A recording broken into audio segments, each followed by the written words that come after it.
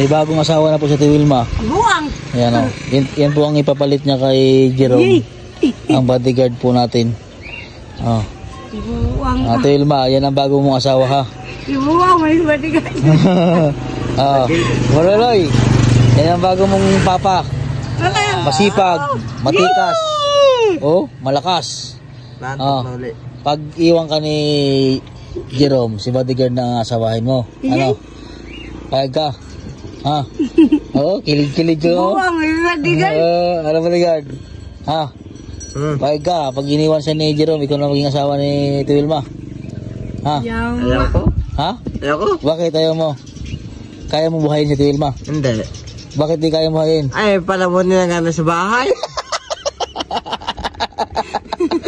Ay, ma, mabuti ay ma. Ay, hindi mo pala kaya buhayin.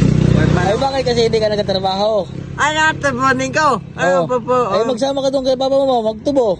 Magkarga. Ano mo lang ang puputol ko? Ang pagputol, hindi ba? Magbili ng gulok?